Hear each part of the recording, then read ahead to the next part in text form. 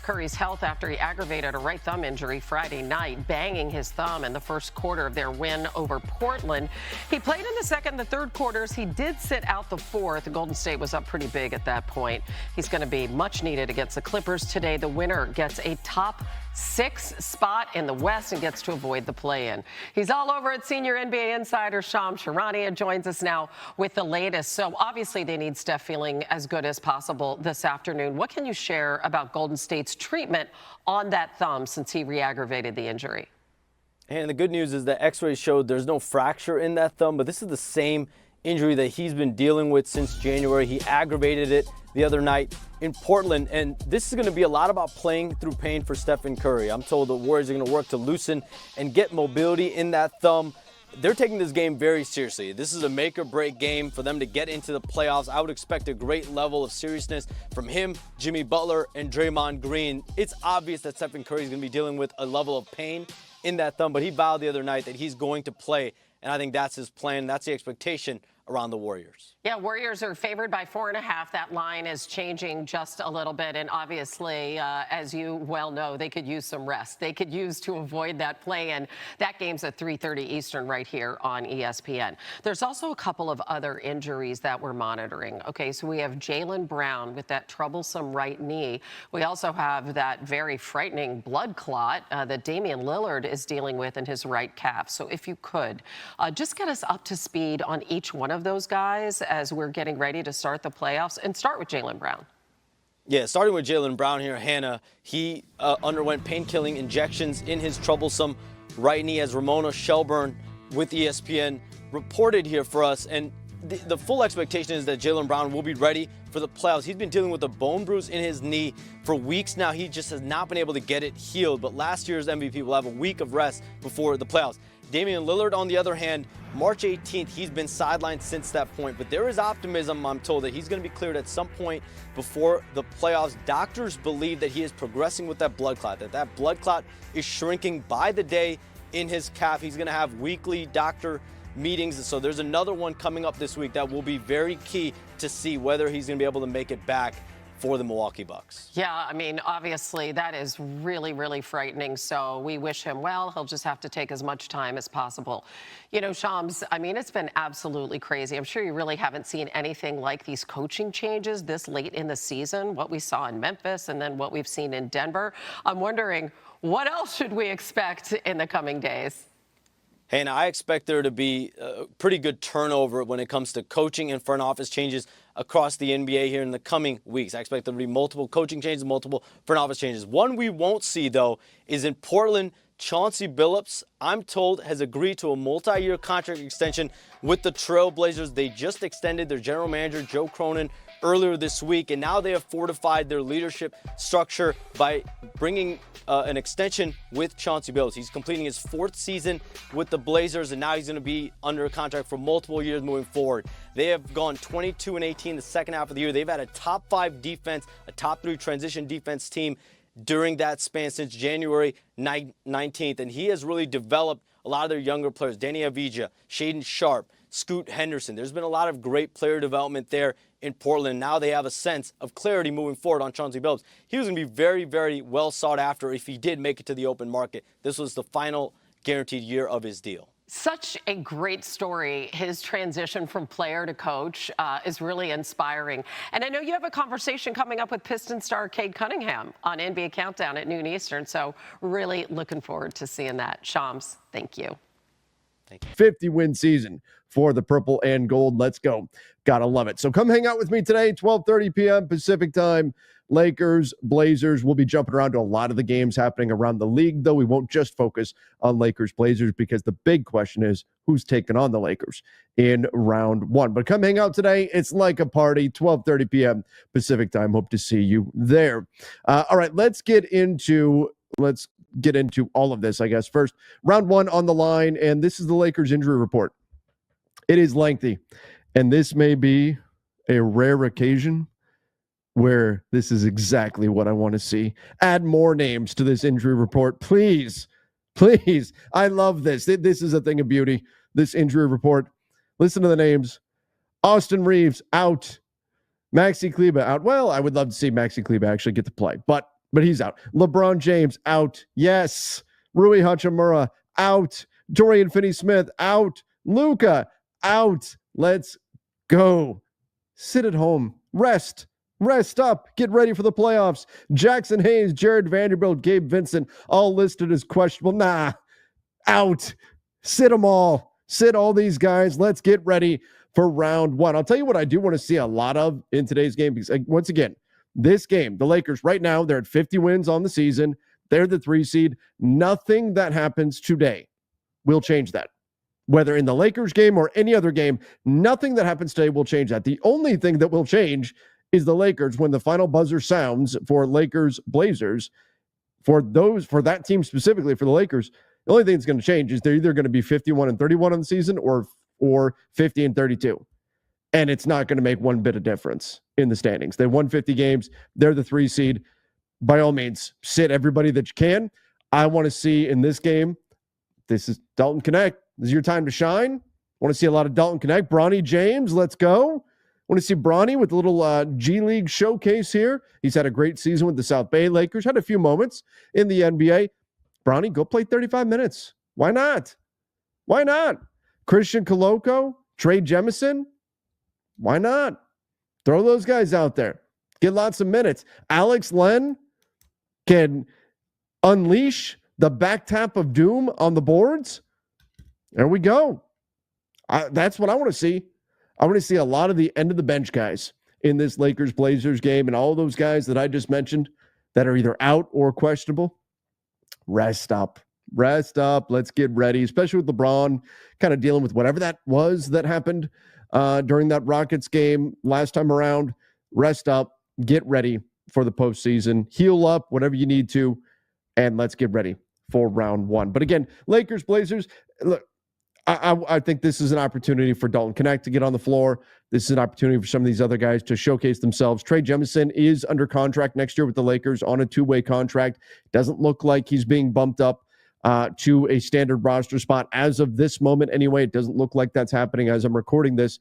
Maybe we get a surprise, but as of this moment, it doesn't look like that's happening. So that's where we're at right now. This is an opportunity for some of these guys to go out there and get major minutes that maybe didn't otherwise. Bronny, this is a good chance for him to kind of put a cap on his NBA season. Bronny, he's shown a lot of growth in the G League, and I'd like to see him put on a strong performance here. But ultimately, who wins, who loses, doesn't matter one bit. For the Lakers, for the standings, none of that. Fortunately, though, there's a lot of other things happening there that are going to matter a lot for the Lakers. So again, we will be live 12:30 p.m. Pacific time, LakersNation.com YouTube channel, as well as over on playback.tv/LakersNation, doing the play-by-play and everything, but we're going to be bouncing around. We're not just going to watch the Lakers because, again, the game's not going to change anything for LA, but we're going to bounce around all the other games because there's a lot of games that are going to matter. So let's get to that. What is it that's on the line in today's games for the Lakers? I did a full video breakdown on the LakersNation.com YouTube channel of this yesterday. If you guys want to check that out, I won't go as in depth here, but most likely, because I think it's fair to operate under the belief that Minnesota is going to win their game against the Utah Jazz. Now, we never know. Lakers fans, we know that there are no certainties in the NBA. We know better than most, right? The Lakers have lost to the Jazz. The Lakers have lost to the Nets. The Lakers have lost to the Hornets.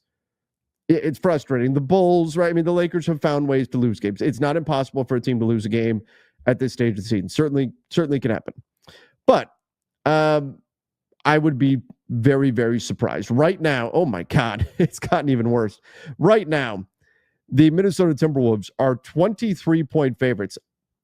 If there has been a higher margin on the season, a higher favorite, a stronger favorite, I guess, on the season, I don't know what it would have been. I can't recall seeing anything like that before on the season. A 23-point favorite, the Minnesota Timberwolves are. That's how confident they are that the Wolves are going to not only win, but just cruise. Anthony Edwards, his suspension was rescinded.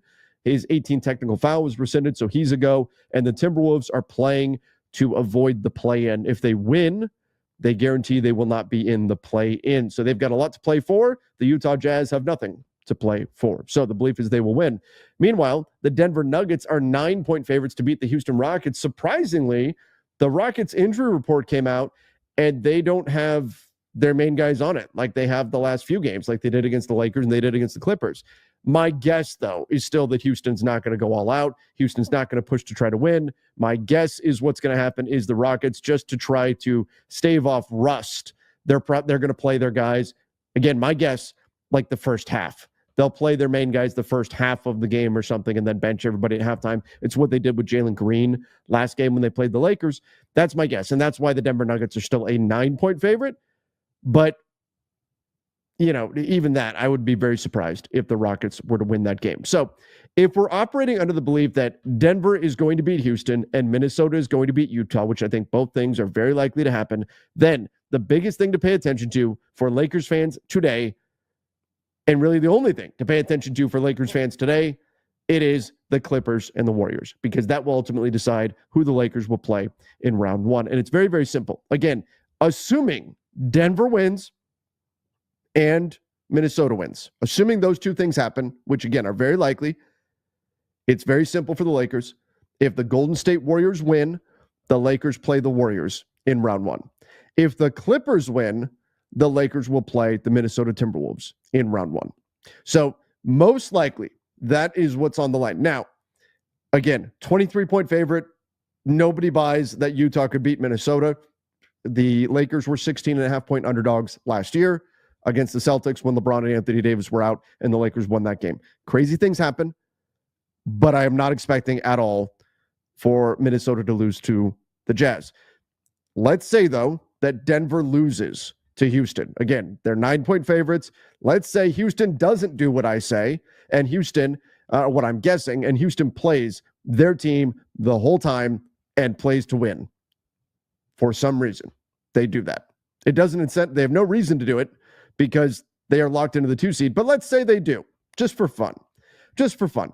Then what would happen? Well, then you could get into a scenario where if Houston wins, Minnesota wins, and the Clippers win, then the Lakers would get Denver in round one. They'd get Denver. But again, very unlikely. And if the Warriors win, they're the 6th seed, right? So it doesn't matter. If the Warriors win, they are the 6th seed. But if Houston were to win, let's say they play their guys the whole game and they beat Denver, Houston wins, Minnesota wins, and the Clippers win, the Lakers would actually play the Nuggets. But again, most likely, what we need to pay attention to, it's Clippers, Warriors, and a Clippers win would result in the Lakers playing the Wolves, and a Warriors win would result in the Lakers playing the Warriors. Okay? That's what we're keeping an eye on. Now, of course, a lot of Lakers fans have their preferences on who they would like to see. I will say this, it brings a bit of a smile to my face when I jump around and I check out what other fan bases are talking about, and I see Warriors fans and I see Wolves fans saying, might we be better off being in the play-in than being the 6th seed? It's not, there's something right about that. Like something feels right in the world when there's some good old-fashioned fear in the hearts of potential Lakers playoff opponents. When teams are looking at the Lakers and saying, no, I don't want any of that. That feels right. There's a familiarity with that. Like things have shifted in a positive way when you see things like that going on. And that is a debate among Warriors fans, among Wolves fans right now. Would you be better off not being the 6th seed and having to play the Lakers? Would we actually be better off going into the play-in and trying our luck there in an effort to avoid the Lakers in round one? But the Lakers will wait, and we'll see at the conclusion of today's games. We'll know who they'll be playing in round one. All right, a few other things I want to get into here. A couple of topics. I want to talk about the Lakers, their vaunted death lineup, and the way that is progressing right now. We'll talk about that. But I also want to get into this. This was a comment about LeBron, and this came from an ESPN article in which there was an anonymous scout, as it were, who mentioned LeBron James, that one of the Lakers' weaknesses